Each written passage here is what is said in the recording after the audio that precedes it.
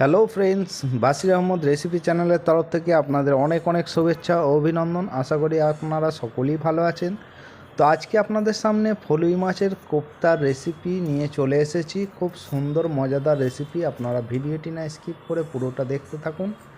আর আজকে আমি ফলি মাছের কোফতা এবং ফলি মাছের কাঁটা দিয়ে কোফতা দুটো রেসিপি আপনাদেরকে দেখাবো। তো আপনারা ভিডিওটি না স্কিপ করে পুরোটা দেখতে থাকুন, তাহলে আমার মতন একদম পারফেক্ট কোফতা রেসিপি আপনারা ঘরেতেই বানিয়ে ফেলতে পারবেন খুব সুন্দরভাবে। তো ভিডিওটি না স্কিপ করে পুরোটা দেখতে থাকুন। দেখতে পাচ্ছেন মাছ থেকে মাংস বার করে কাঁটাগুলো বার করে নিচ্ছি, দিয়ে একটি পাত্রের মধ্যে রেখে দিচ্ছি। খুব সাবধানে কাঁটাগুলো বার করতে হবে, মাংসটাও বার করে নিতে হবে। তো আপনাদেরকে দেখাচ্ছি আমি কিভাবে মাংসটা এবং কাঁটাগুলো বার করে নিচ্ছি ফলি মাছ থেকে। প্রথমে ফলি মাছ নিয়ে নিয়েছিলাম তিনটে বড় সাইজের ফলি মাছ। বড় সাইজের ফলি মাছই নিতে হবে। ফলি মাছগুলোর আঁশ ছাড়িয়ে পাখনা কেটে ভালো করে ধুয়ে বেছে এবার ফলি মাছ নিয়ে শিলের ওপর দিয়ে সেটাকে আস্তে আস্তে করে কিভাবে থেতলে তার মাংস কাঁটা বার করছি আপনাদেরকে দেখাচ্ছি। তো দেখতে পাচ্ছেন শিলের মধ্যে আমি একটা ফলি মাছ নিয়ে নিয়েছি। এবার নোড়া দিয়ে এটাকে থেঁতলে নিচ্ছি। থেঁতলাতেই মাংসগুলো কিভাবে ছিটফিটিয়ে বাইরে বেরিয়ে চলে আসছে দেখতে পাচ্ছেন। একদম খুব সুন্দরভাবে মাংসটা এইভাবে ছিটফিটিয়ে বাইরে বেরিয়ে চলে আসবে। আর মাংসটাকে এইভাবে নিয়ে নিতে হবে। দেখতে পাচ্ছেন কত সুন্দরভাবে মাংসটা বেরিয়ে এসছে, একটু কাঁটা পাবেন না এতে। তো এইভাবে নোড়া দিয়ে ভালো করে এটাকে থেঁতলাতে হবে। আর থেঁতলানোর সময় একটু ধ্যান রাখতে হবে, খুব বেশি জোরে যেন না থেঁতলানো হয়। খুব বেশি জোরে থেঁতলালে স্কিনটা ফেটে যাওয়ার ভয় থাকে, সেই জন্য খুব সাবধানে এমন জোরে মারতে হবে যাতে স্কিনটা কোনো রকমের ক্ষতবিক্ষত না হয়। তো এইভাবে মাংসটা বেরিয়ে গেলে কাঁটাগুলো আস্তে আস্তে ছাড়িয়ে নিতে হবে। অনেকে যে মাঝখানের পাখনাটা কেটে দেয়, ওটা না কাটলে কাঁটাগুলো বার করা সব থেকে সুবিধা হয়। তো মাংসটা বেরিয়ে যাওয়ার পর ওই পাখনাগুলো টানলেই কাঁটাটা পুরো বেরিয়ে চলে আসে।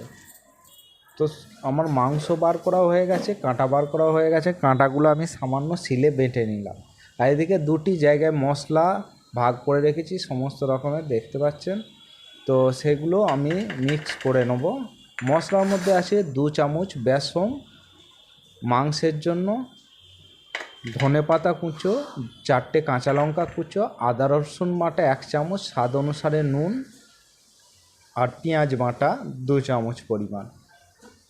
তো মশলার মধ্যে ধনে জিরে গুঁড়ো 2 চামচ, হলুদ গুঁড়ো 1 চামচ, গরম মশলা 1/2 চামচ, লঙ্কা গুঁড়ো 1/2 চামচ, আর গোল গুঁড়ো 1/2 চামচ।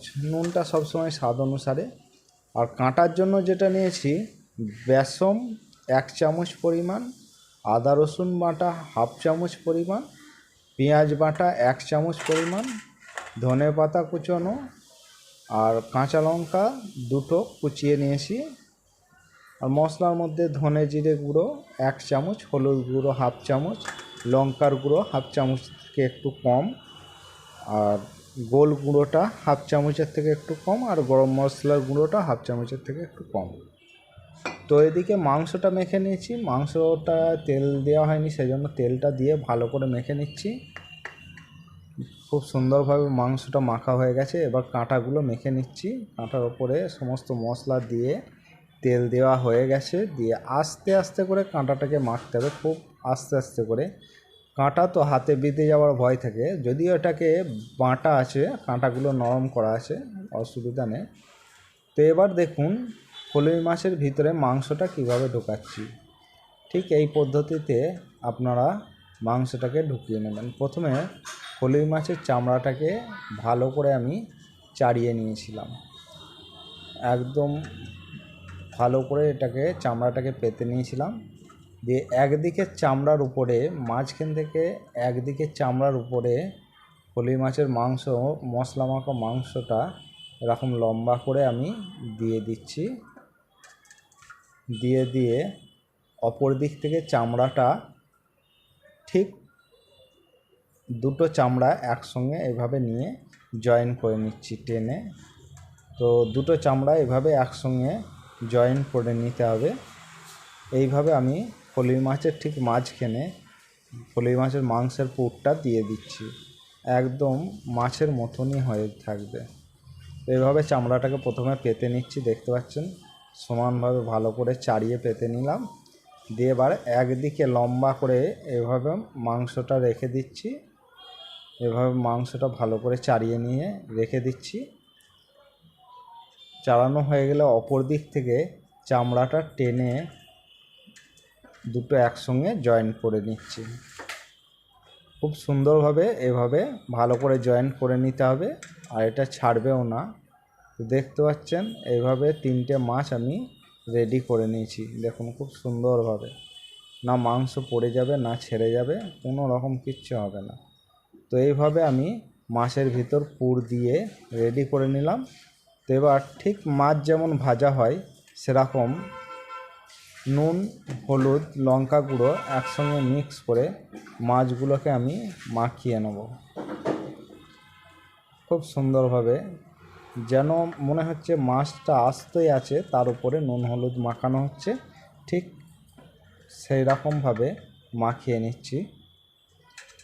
তো আমি এখানে মাথাগুলো সাথেই রেখে দিয়েছি, মাথা বাদ দিইনি। মাথাটাও ভাজা খেতে খুব সুন্দর লাগে, তো সেই জন্য মাথাটা সাথে নিয়ে নিয়েছি। আর আমার এইভাবে উল্টে পাল্টে মশলা মাখিয়ে নিচ্ছি। দেখতে পাচ্ছেন নুন হলুদের যে মিশ্রণটা করেছিলাম সে মশলাটা মাখিয়ে নিচ্ছি, যেন মনে হচ্ছে কাঁচা মাছের মধ্যেই আমি মশলা মাখাচ্ছি, মনে হবে না যে ভিতরে পুর দেওয়া আছে। তো খুব সুন্দরভাবে মশলাটা মাখিয়ে নেওয়া হয়ে গেছে। এবার আমি গ্যাসের ওভেনের ওপর কড়াই চাপিয়ে দিয়েছি, কড়াইয়ের মধ্যে তেল দিয়ে দিচ্ছি। তো নন স্টিকের কড়াইয়ে তেলটা দিয়ে দিচ্ছি, অল্প পরিমাণেই তেল লাগবে, খুব বেশি তেল লাগবে না।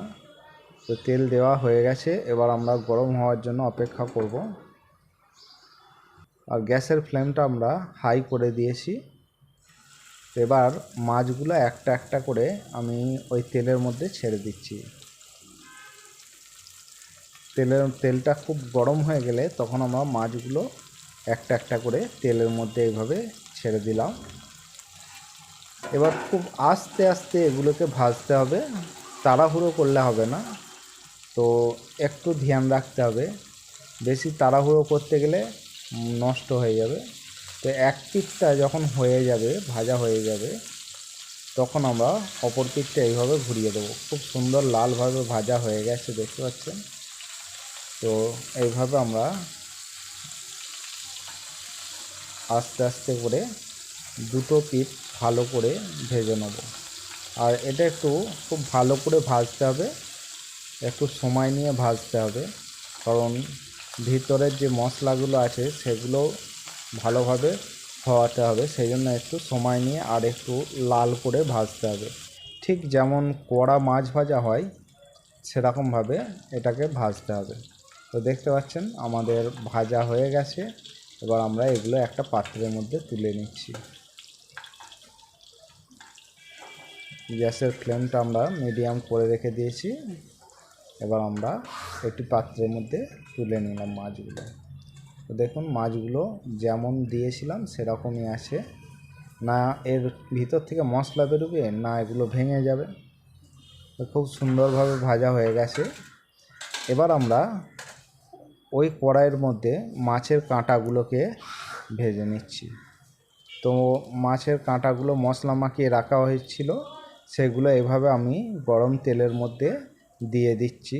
ঠিক যেরকম পেঁয়াজি ছাড়া হয় সেরকম, বা বেসনের বড়া যেরকম দেওয়া হয় ঠিক সেরকমভাবে আমি কাঁটাগুলো দিয়ে দিচ্ছি এইভাবে তেলের মধ্যে, আপনারা দেখতে পাচ্ছেন। আর খুব সুন্দর খেতে হয় এই কাঁটা ভাজাও, আপনারা খেয়ে দেখবেন, অবশ্যই ট্রাই করবেন। আর আমি যে প্রসেসে করে দেখাচ্ছি ঠিক এই প্রসেসে আপনারা করবেন, তাহলে খুব সুন্দর এবং টেস্টিফুল আপনারা ঘরেতেই বানাতে পারবেন। তো সমস্ত কাঁটাগুলো এভাবে বড়া দেওয়া হয়ে গেছে, দেখতে পাচ্ছেন। এগুলোকেও ঠিক মাছের মতনই আমরা খুব সুন্দর করে ভেজে নেব। তো গ্যাসের ফ্লেমটা মিডিয়াম রেখেছি, এটা হাই করে দিলাম। তো এবার আমাদের একটা পিঠ হয়ে গেছে, আমরা অপর পিঠগুলো এভাবে পাল্টে দিচ্ছি। দেখতে পাচ্ছেন ঠিক মাছটা যেরকম ভাজা হয়েছিল সেরকমই কাঁটাগুলো আমরা ভেজে নিচ্ছি।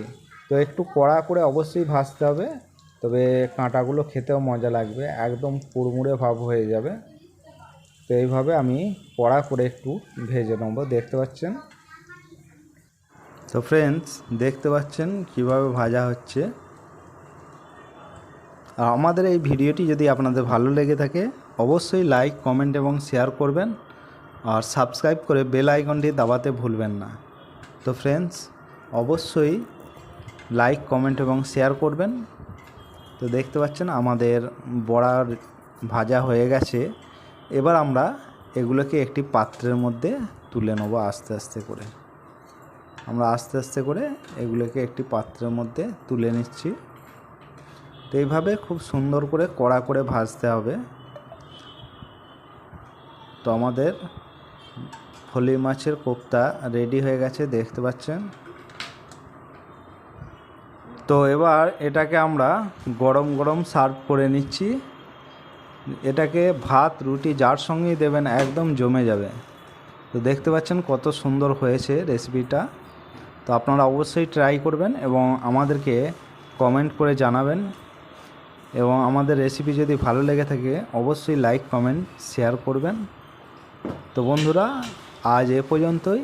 আবার আপনাদের সঙ্গে দেখা হবে নেক্সট ভিডিওতে। ততদিন সুস্থ থাকুন, ভালো থাকুন, রেসিপির মজা নিতে থাকুন।